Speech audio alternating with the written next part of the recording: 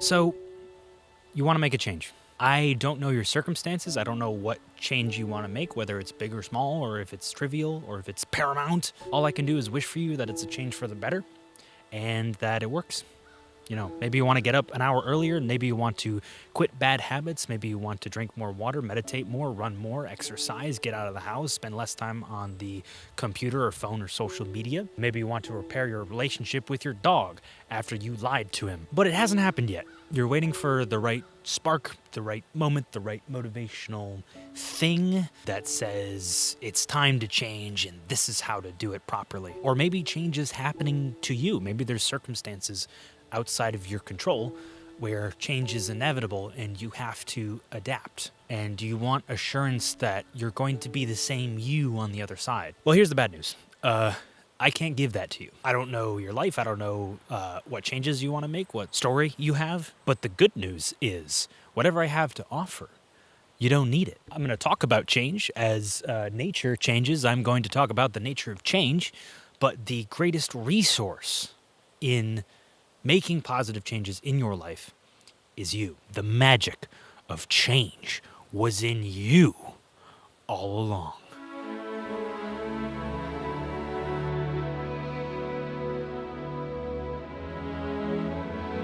Anyway, here's my change. It's not very complicated. I'm going to divide my clothes into 4 piles. Bop, bop, bop, bop. Tattered clothes that I'm cutting up or throwing away, old clothes that I don't really want to wear anymore and want to donate, seasonal clothes that I want to store, and current clothes that I want to wear. Go.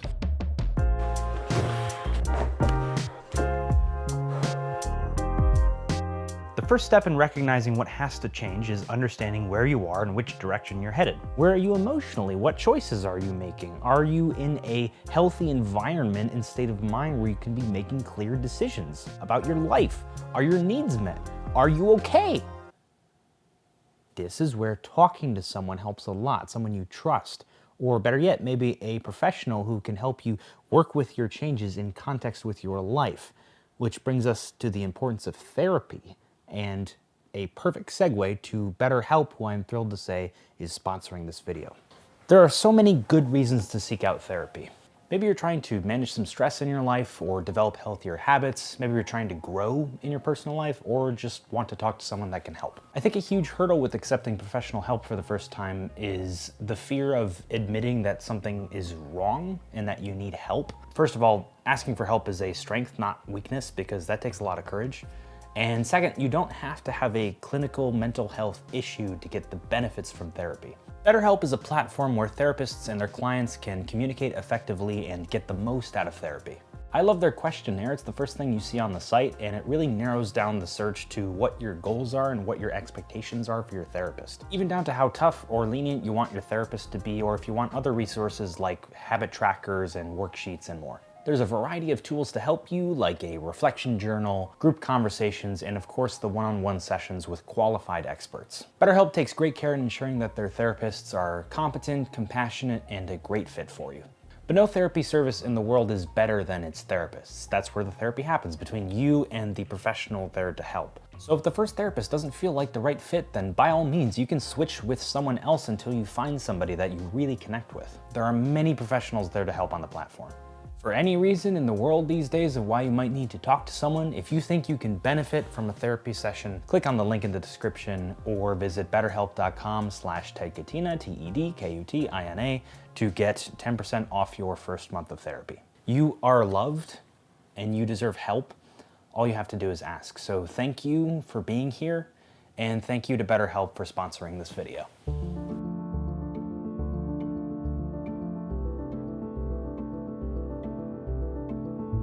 So apparently there was this dude named Heraclides who said that the only constant in this universe is change. He died covered in shit because he thought it would help his edema. But, like, everyone was doing that. It was like the olden days where you just kind of guess at how to be healthy. 2,504 years have passed since he passed away, and a lot of stuff is different, so he might be onto something. He famously said you cannot step into the same river twice. Since the water is constantly flowing through it and you age, you're stepping in different water with a different foot. You can do this with me. In 3 seconds, everything is about to change. It doesn't feel like it, but if you think about it, you're 3 seconds older, the Earth just moved 55 miles, there's 11 million new cells in your body, and there is a new breath of fresh air in your lungs. Everything is in a process of becoming itself, on its own. This is the river that we're on, and you can't push the river, you can't make it go faster or slower, it's a river. But you can learn to steer and correct your course as you flow down the river. And flow is a very important word in philosophy, in the East and in the West. Heraclitus called it flux, flow, or pantarei, everything flows. So this box came from my roommate from school, and he didn't need it anymore, and I kept it because I liked it, and it was very helpful for moving out. Thank you, Orion.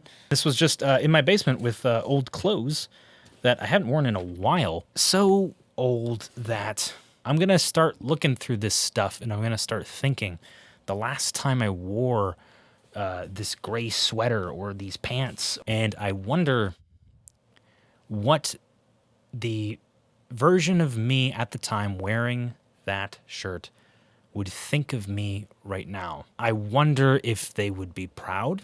I wonder if they would have like a Scrooge future moment where they would see me and they would be like, I would have to change course and everything. Or if he doesn't know me at all, if he doesn't recognize me. I think about that sometimes, and if you're looking to make a change, chances are you might think about that too. I can't rewind time, but I can tell you two things about the past you. Past you is younger. They are less experienced. They don't know as much about the world. And the past you doesn't exist. They're not real. There's no past you or future you. There's just the you. And you always have a capacity to become the version of you that you can be proud of. Anyways, that's my spiel. Let's unpack some things.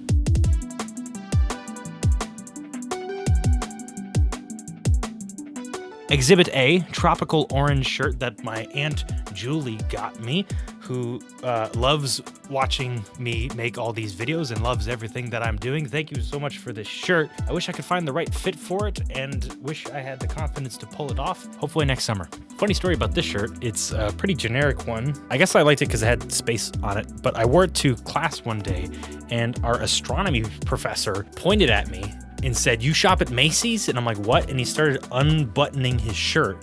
And I was like, "What are you doing?" And had this exact same t-shirt underneath. You know, Macy's, it's clothes. There's my ad read.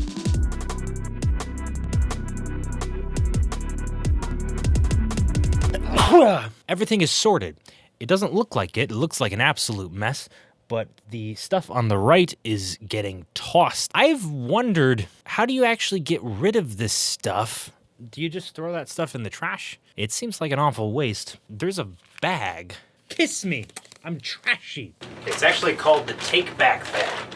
It's not called Kiss Me Trash. It's called the Takeback Bag. They're not sponsored. It's just a good idea. They basically take your clothes and shred it into fibers, and then they repurpose the actual fibers into different materials and everything. So it doesn't get better than that.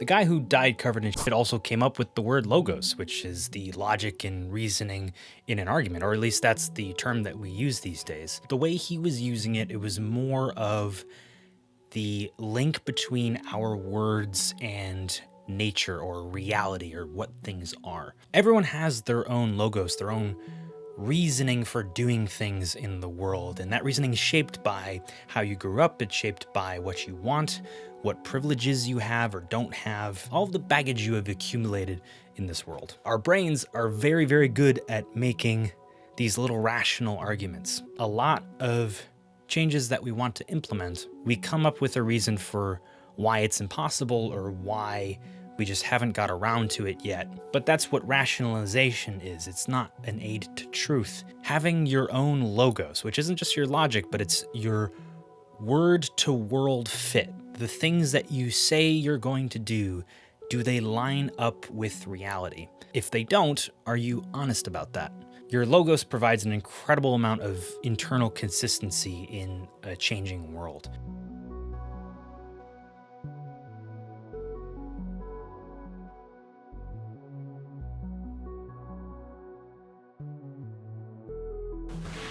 Thank you for coming. Have a seat. So what changes? Well, people change, leaves change, hair gets cut, chameleons change their color, snakes change their skin, steam is a change from liquid to gas. You like that? Is that cool? Neato. Change requires movement, movement requires energy. Energy is being added to the water in order to evaporate into steam and to make the particles all fast and dynamic. And speaking in terms of dynamics, the second law of thermodynamics, aka change, I'm sure you're aware, in a closed system, things move from low entropy order to high entropy chaos. Things scatter like the rats in Ratatouille. We are a type of chemistry that wants to stay alive and create copies of ourselves, so it's in our best interest to take all this chaos and make little pockets of order from it to sustain ourselves.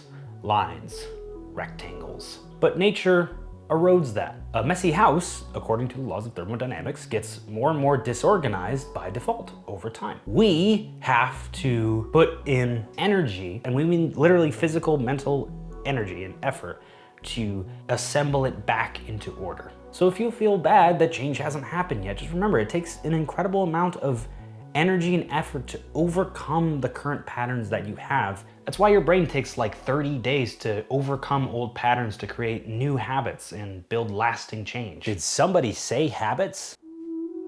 James Clear! How's it going? It's me. Is it really you? Yes. Ah! I got something for you. My life's work, I think. Try not to spill anything on it.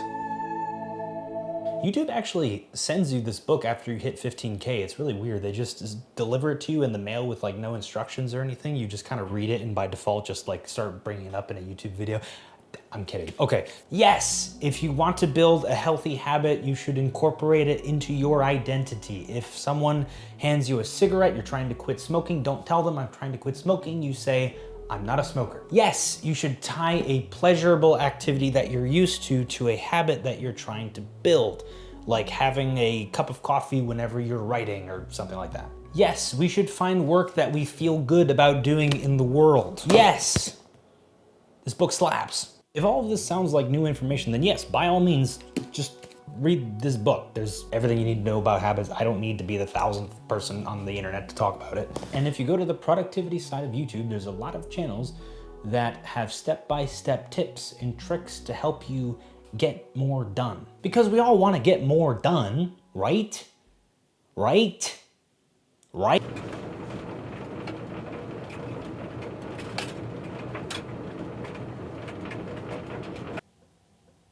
These productivity people, they mean well. There are systems that people have built, many systems that hold people accountable to the positive changes that they want to make. Step-by-step systems and guides to get you out of a rut and living the life that you want to live. And it's a very reliable content creation system because there is no shortage of people who are addicted to the idea of achieving something. And the big secrets, the expensive courses, all of the tips and the tricks, all they really boil down to is to keep track of your habits and get enough food, water, sleep, exercise, relationships, make sure that you're okay, and sticking to it, showing up and doing the things.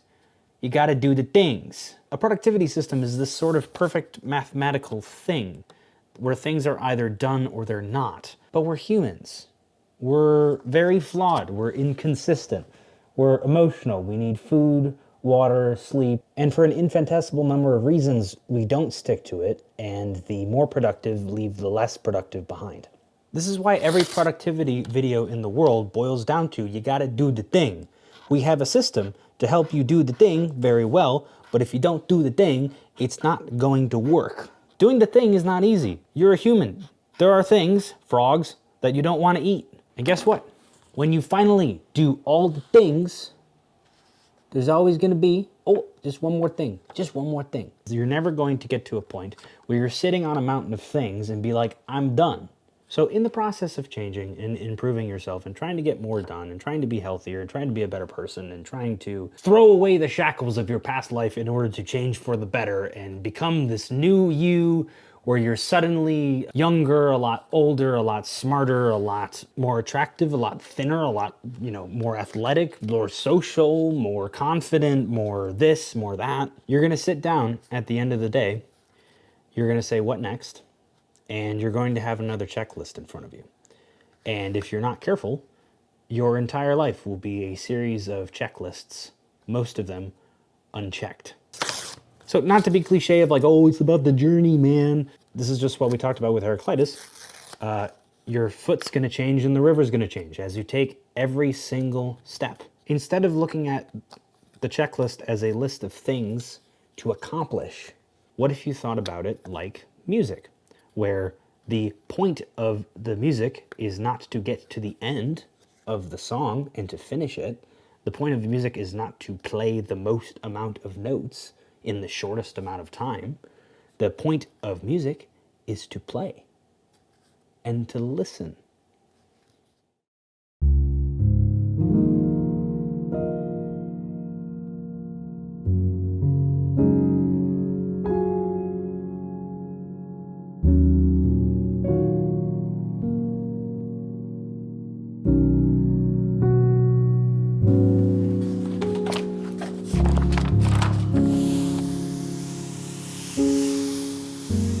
We trust each other, right? Can I ask you a favor?